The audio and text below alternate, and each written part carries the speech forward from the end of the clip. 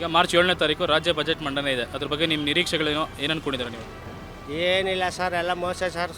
ಹೆಂಗಸ್ರುಗಳಿಗೆಲ್ಲ ದುಡ್ಡು ಕೊಡ್ತೀನಿ, ಗಂಡಸರು ತಾವು ಜೋಬೆಲ್ ಕಿತ್ಕೊಡೋದು, ಹೆಂಗಸ್ರು ಕೊಡೋದು, ಅದು ಬರ್ತಾನೆ ಇಲ್ಲ.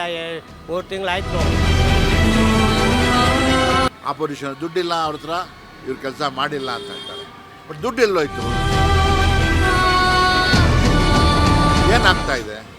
ಈ ಬಡ್ಜೆಟ್ ಕೊಟ್ಟೋದು ಯಾರು ನಿಗಾ ಇಡ್ತಾ ಇದ್ದಾರೆ, ಯಾರು ಚೆಕ್ ಮಾಡ್ತಾ ಇದ್ದಾರೆ? ಈಗ ಮಾರ್ಚ್ 7ನೇ ತಾರೀಕು ರಾಜ್ಯ ಬಜೆಟ್ ಮಂಡನೆ ಇದೆ. ಅದ್ರ ಬಗ್ಗೆ ನಿಮ್ಮ ನಿರೀಕ್ಷೆಗಳೇನೋ ಏನು ಅನ್ಕೊಂಡಿದ್ದೀರಾ ನೀವು? ಏನಿಲ್ಲ ಸರ್, ಎಲ್ಲ ಮೋಸ ಸರ್. ಹೆಂಗಸ್ರುಗಳಿಗೆಲ್ಲ ದುಡ್ಡು ಕೊಡ್ತೀನಿ, ಗಂಡಸರು ತಾವು ಜೋಬೆಲ್ ಕಿತ್ಕೊಡೋದು, ಹೆಂಗಸ್ರು ಕೊಡೋದು, ಅದು ಬರ್ತಾನೆ ಇಲ್ಲ. 3 ತಿಂಗಳಾಯ್ತು, ಬರ್ತಾನೆ ಇಲ್ಲ. ರೈಟ್ ಜಾಸ್ತಿ ಮಾಡ್ಕೊಂಡಿದ್ದು, ರೈಲ್ವೆ ಸ್ಟೇಷನು, ಮೆಟ್ರೋ ಸ್ಟೇಷನು ಎಲ್ಲ ಜಾಸ್ತಿ. ನಮ್ಗೆ ವ್ಯಾಪಾರನೂ ಇಲ್ಲ, ಬಿಸ್ನೆಸ್ಸೂ ಕಮ್ಮಿ. ಎಲ್ಲ ರೇಟ್ ಜಾಸ್ತಿ ಮಾಡ್ಕೊಂಡು ಈಗ ಐದು ಗ್ಯಾರಂಟಿಗಳು ಕೊಟ್ಟಿದ್ದಾರೆ, ಅದರಿಂದ ನಿಮ್ಗೇನು ಅನುಕೂಲ ಆಗ್ತಲ್ವಾ? ಏನು ಅನುಕೂಲ ಆಯ್ತಾರೆ ಸರ್? ಗಂಡಸ್ರು ಜೋಬೆಲ್ ಕಿಲ್ತಿ ಹೆಂಗಸ್ರು ಕೊಡ್ತಾರೆ ಅಷ್ಟೇ. ಈಗ ಕನಕಪುರ 55 ಇತ್ತು ಬಸ್ ಚಾರ್ಜು, ಈಗ 70 ರೂಪಾಯಿ ಮಾಡಿಕ್ಕವ್ರೆ. ಏನು ಮಾಡೋದು ಸರ್? ಈಗ ಮಾರ್ಚ್ 7ನೇ ತಾರೀಕು ಬಜೆಟ್ ಮಂಡನೆ ಇದೆ. ಅದ್ರ ಬಗ್ಗೆ ನಿಮ್ಮ ನಿರೀಕ್ಷೆ ಮತ್ತು ಅಭಿಪ್ರಾಯ ಹೇಳಿ. Sir, is known very well. ಅವ್ರು ಭಾಳ ವರ್ಷ ಫೈನಾನ್ಸ್ ಮಿನಿಸ್ಟರ್ ಆಗಿ ಕೆಲಸ ಮಾಡಿದ್ದಾರೆ. ಜನತಾದಳ 87-86ಇಂದಾನೇ ಫೈನಾನ್ಸ್ ಮಿನಿಸ್ಟರ್ ಆಗಿದ್ದಾಗಿ 2 ಸತಿ ಚೀಫ್ ಮಿನಿಸ್ಟರ್ ಆಗಿ, ಇವಾಗಲೂ ಚೀಫ್ ಮಿನಿಸ್ಟರ್ ಆಗಿದ್ದಾರೆ. 17 ಸತಿ ಬಡ್ಜೆಟ್ನ ಮಂಡಿಸಿದ್ದಾರೆ. ಬಟ್ ಏನಂದರೆ ಮಂಡಿಸೋದಕ್ಕೂ ಕಾರ್ಯ ನಡೆಯೋದಕ್ಕೂ ಭಾಳ ವ್ಯತ್ಯಾಸ ನಡೀತಾ ಇದೆ ಸರ್. ಈ ಕಡೆ ಜನ ಏನೂ ಮಾಡಿಲ್ಲ ಅಂತ ಹೇಳ್ತಾರೆ, ಈ ಕಡೆ ಜನ ದುಡ್ಡಿಲ್ಲ ಅಂತ ಹೇಳ್ತಾರೆ. ಆಪೋಸಿಷನ್ ದುಡ್ಡಿಲ್ಲ ಅವ್ರ ಹತ್ರ, ಇವ್ರು ಕೆಲಸ ಮಾಡಿಲ್ಲ ಅಂತ ಹೇಳ್ತಾರೆ. ಬಟ್ ದುಡ್ಡು ಎಲ್ಲೋಯ್ತು? ಏನಾಗ್ತಾ ಇದೆ? ಈ ಬಡ್ಜೆಟ್ ಕೊಟ್ಟೋದು ಯಾರು ನಿಗಾ ಇಡ್ತಾ ಇದ್ದಾರೆ, ಯಾರು ಚೆಕ್ ಮಾಡ್ತಾ ಇದ್ದಾರೆ? ಹೇಳಿ ಸರ್ ನೀವೇನು. ಅದನ್ನು ಅಕೌಂಟಿಂಗ್ ಪ್ರೊಸೀಜರ್ಸ್ ಯಾರು ಫಾಲೋ ಮಾಡ್ತಾ ಇದ್ದಾರೆ? ಏನು ಎಂತೆಂಥ ಆಫೀಸ್ಗಳು ನಡೀತಾ ಇದೆ. ಅದಕ್ಕೆ ಅಂತ C&AG ಆಫೀಸ್ಗಳೇ ಇದೆ ಅಕೌಂಟ್ಸ್ ನೋಡೋದಕ್ಕೆ. ಯಾವುದಾದ್ರು ನಡೀತಾ ಇದೆಯಾ ವರ್ಕ್ ವೈಸು? ನಾನು ಇಲ್ಲಿ ರಿಟೈರ್ಡ್ ಆದ 10 ವರ್ಷದಿಂದ ಕೂತ್ಕೊಂಡು ನೋಡ್ತಾ ಇದ್ದೀನಿ ಫುಟ್ಪಾತಲ್ಲಿ. ಒಂದು ವಾದ ಕಾರ್ಯಗಳು ನಡೆದಿಲ್ಲ ಸರ್. ಇಲ್ಲಿ ಹೇಳ್ತೀನಿ ಕೇಳಿ. ಒಬ್ಬನ ಕೇಳಿದ್ರೆ ಕಾರ್ಪೊರೇಷನ್ ಅವನು ವಾಟರ್ ಸಪ್ಲೈ ಬೋರ್ಡ್ನ ಕೇಳಿದ್ರೆ ಕಾರ್ಪೊರೇಷನ್ ಹೇಳಬೇಕು ಅಂತಾನೆ, ಇನ್ನೊಬ್ಬ ಹೇಳ್ತಾನೆ ಅದು ಸೆಂಟ್ರಲ್ ಗೌರ್ಮೆಂಟ್ ಫಂಡು, ಅದು ಅವರಿಂದ ಆಗಬೇಕು ಕೆಲಸ ಅಂತ ಅಂತಾನೆ. ಈ ಥರ ಇನ್ನೊಬ್ಬರ ಮೇಲೆ ಹಾಕ್ಕೊಂಡೇ ಹೋಗ್ತಾ ಇದ್ದಾರೆ ಹೊರತು ನ್ಯಾಯವಾಗಿ ಯಾರು ಕೆಲಸ ಮಾಡ್ತಿಲ್ಲ ಸರ್, ನನ್ನ ಅಭಿಪ್ರಾಯ.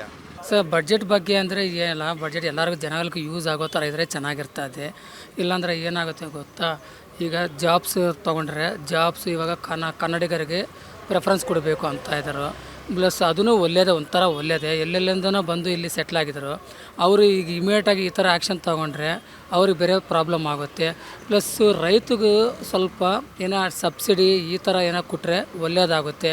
ಅವರಿಂದ ಏನಾಗುತ್ತೆ ಅಂದರೆ ಜನಗಳಿಗೆ ತುಂಬ ಒಳ್ಳೆಯದಾಗುತ್ತೆ. ಇದೊಂದು ಪ್ಲಸ್ಸು ಈ ಅನ್ನೆಸರಿಯಾಗಿ ಈ ಚಾರ್ಜಸ್ ಜಾಸ್ತಿ ಇನ್ಕ್ರೀಸ್ ಮಾಡಿ ಅದು ಇದು ಮಾಡಿ ಈ ಬಡ್ಜೆಟಲ್ಲಿ ನಾವು ಅದು ಇನ್ಕ್ರೀಸ್ ಮಾಡ್ತೀವಿ, ಇದು ಕಡಿಮೆ ಮಾಡ್ತೀವಿ ಅನ್ನೋದು ಅಷ್ಟು ಒಳ್ಳೇದು ಅನಿಸಲ್ಲ ನನ್ನ ಪ್ರಕಾರ.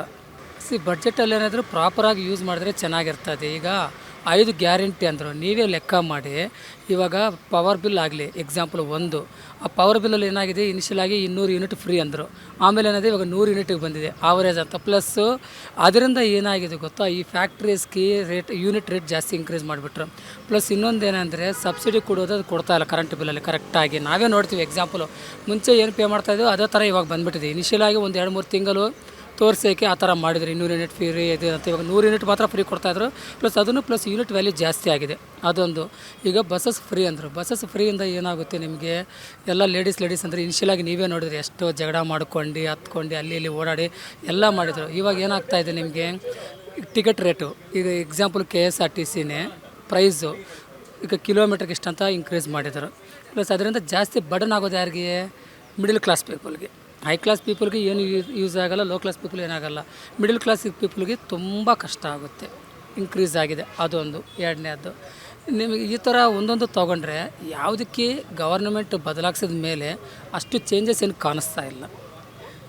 ಇದೇ ರೀತಿಯಿಂದ ಅಪೋಸಿಷನ್ ಆಗಲಿ ಈಗ ರೂಲಿಂಗ್ ಇರೋರಾಗಲಿ ಸ್ವಲ್ಪ ಬಡ್ಜೆಟ್ಟು ಕರೆಕ್ಟಾಗಿರೋದು ಇಂಟ್ರೊಡ್ಯೂಸ್ ಮಾಡಿ ಜನಗಳಿಗೆ ಯೂಸ್ ಆಗೋ ಥರ ಆದರೆ ಒಳ್ಳೆಯದು, ನಮಗೂ ಒಳ್ಳೆಯದು, ಜನಗಳಿಗೂ ಒಳ್ಳೆಯದು.